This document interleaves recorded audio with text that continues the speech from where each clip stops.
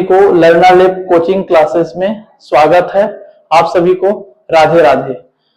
आप सभी पिछले 2 क्लास में देखे होंगे, हमने 2 वीडियो डाल चुके हैं, 2 क्लास बना चुके हैं मैथ्स का। एक है हमारे पास बोर्ड मास और एक है आपके पास चिन्हों का ज्ञान, जो कि बहुत बेसिक से था और उन बेसिक से ही हम गणित सीखे तो बहुत अच्छा रहेगा। आज हमारा टॉपिक, जो नहीं देखे वो बिल्कुल उस वीडियो को जाके देखे और उसमें कोई डाउट है तो वो कमेंट करे। आज हमारा है कक्षा 10वीं बोर्ड क्लास का पहला अध्याय बहुपद, इंग्लिश में बोलते हैं पॉलिनोमियल्स।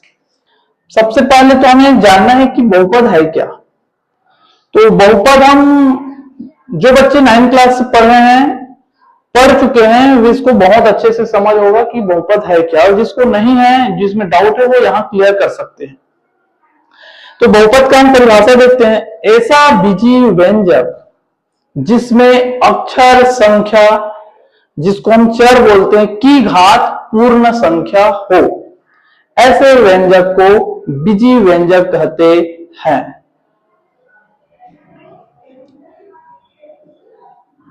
ऐसी बीजीय व्यंजक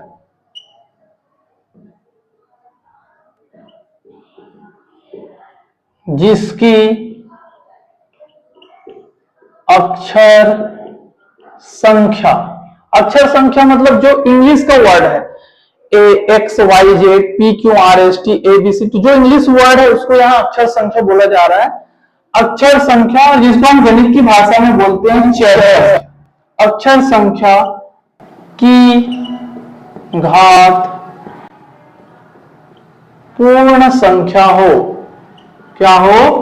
पूर्ण संख्या हो, क्या कहलाता है? बहुपद कहलाता है। ऐसी बीजीय व्यंजक, तो वो हम उदाहरण के रूप में लेके चलते हैं। वर्गमूल 3 x की घात 2 plus 5x plus 3, 5x plus 2, 3x minus 7, ये सभी बीजीय व्यंजक है और ये बीजीय व्यंजक एक बहुपद है। बहुपद कैसे है हमने परिभाषा में आपको बताया है, जिसकी अक्षर संख्या, या हम गणित की भाषा में बोलते हैं अक्षर संख्या को चर। चर का मतलब होता है जिसका मान समय समय पर बदलता रहता है, स्थिर नहीं रहता है। तो यहां पर देखेंगे अक्षर संख्या जो चर है वो यहाँ x है। तो पहले वाले जो पद है उसमें x की घात कितना है? 2 है, और यहां पर x की घात कितना है? 1 है। तो घात 2 को देखो। हाँ, यहाँ एक चीज और मैं बता देता हूं, पूर्ण संख्या क्या है। बहुत लोग को पूर्ण संख्या नहीं मालूम होगा, मैंने चर के बारे में बता दिया। जिसका मान समय समय पर बदलता रहता है उसको चर कहते हैं, वेरिएबल्स बोलते हैं इंग्लिश में।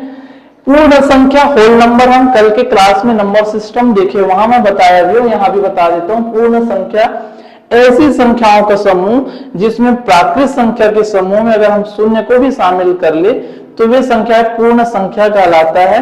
0 से स्टार्टिंग होता है और अनंत तक चलता है। 0, 1, 2, 3, 4, 5 अप टू, ये क्या है? पूर्ण संख्या है। तो यहां हम देखेंगे जो चर है उसका घात 2 है और यहाँ पर घात में कुछ नहीं, मतलब 1 है।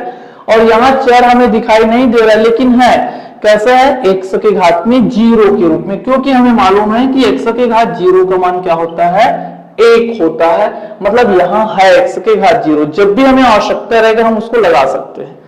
तो 2, 1, 0 क्या है? घात जो हम बोल रहे हैं 2, 1, 0 पूर्ण संख्या। पूर्ण संख्या है मतलब ये जो व्यंजक है वे बहुपद है। यहाँ चेक करेंगे, इसका घात 1 है और यहाँ पर घात कितना है? 0 है। तो 1 और 0 भी पूर्ण संख्या है, मतलब ये व्यंजक भी बहुपद है। यहाँ भी 1 है और 0 है, तो ये व्यंजक भी बहुपद है। लेकिन आपके पास ऐसा दे दिया रहे 5x की पावर में 1/2 प्लस 3x, तो ये नहीं है, क्योंकि x की जो पावर है 1/2 जो है फ्रैक्शनल नंबर है, रेशनल नंबर है, परिमेय संख्या है। और यहां हम बात कर रहे हैं पूर्ण संख्या हो, तो ये व्यंजक है लेकिन बहुपद नहीं है। ये इसके पावर में कोई 1/2 की जगह यहां अगर हम निगेटिव ले ले तब भी ये पूर्ण संख्या नहीं है, क्योंकि माइनस जो है पूर्ण संख्या नहीं कहलाता है। माइनस नंबर पूर्णांक संख्याएं कहलाती है, इंटीजर नंबर कहलाती है।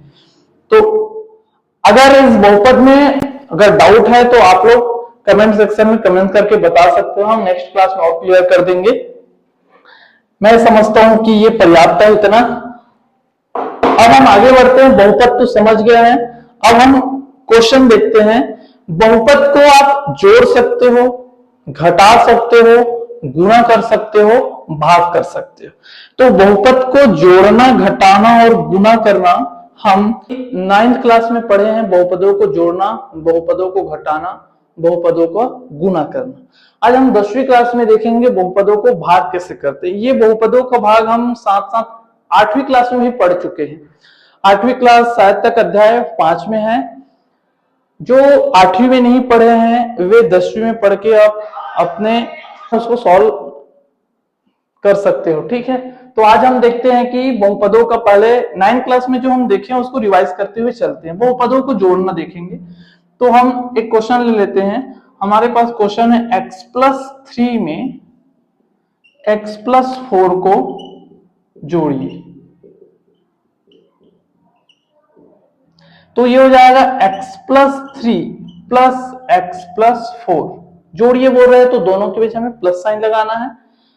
x x वाले x के साथ जुड़ेगा, बगैर x वाले बगैर x के साथ। अब यहां पर हम देखेंगे कि जो x है वो x के साथ सॉल्व तो होगा, लेकिन साइन प्लस है कि माइनस है। तो देखेंगे हमारे पास दोनों साइन प्लस है। तो हम पिछले क्लास में पढ़ा चुके हैं चिन्हों का ज्ञान, वहां से आप नहीं देखे हैं तो उस वीडियो को देखें, उसके बाद इस वीडियो को देखें। जो देख लिए वो कंटिन्यू करें। यहां देखो दोनों साइन सेम है, तो हमारे पास हमें मालूम है कि सेम साइन क्या होता है, जुड़ता है और वही चिन्ह लगता है। तो 1 + 1 2x, दोनों में प्लस है तो यहां भी प्लस लगा है, क्योंकि हमें मालूम है कोई भी चिन्ह नहीं मतलब यहां प्लस है। उसके बाद देखो जो बगैर x वाला है वो 3 और 4 है, दोनों का चिन्ह देखेंगे दोनों प्लस में है, तो यहां भी जुड़ेगा और वही चिन्ह लगेगा। 3 में 4 जोड़ेंगे तो 7। ये आगे सॉल्व नहीं हो सकता, ये हमारा आंसर है, क्योंकि ये x वाला ये बगैर x वाला है। ये सॉल्व नहीं हो सकता क्योंकि x जो है x के साथ जुड़ता घटता है, और बगैर x वाला बगैर x के साथ जुड़ेगा और घटेगा। लेकिन गुना और भाग में हमें कोई दिक्कत नहीं है, x और y वाला गुना भाग हो सकता है। वैसे अगर हम इसको घटाने के लिए देखें तो x+3 व x+4 को घटाइए। तो यहां हम घटा देते हैं x+3 माइनस के जस्ट बाद हमें क्या लगाना रहेगा, ब्रैकेट लगाना रहेगा x+4। ऐसा क्यों? क्योंकि प्लस जो है जो पहले से साइन है उसमें कोई इफेक्ट नहीं डालते, उसमें कोई प्रभाव नहीं डालते, इसलिए हमने यहाँ ब्रैकेट नहीं लगाया। लेकिन यहाँ पर जो माइनस है वे x के लिए भी है 4 के लिए भी है। तो माइनस जो है x पर और 4 पर इफेक्ट करेगा, चिन्ह को बदल देगा, क्योंकि हमने चिन्हों के ज्ञान में देख चुके हैं कि माइनस का गुना प्लस से करने से क्या होता है, प्लस का गुना माइनस से करने से क्या होता है, वहां चिन्ह परिवर्तन हो रहा है।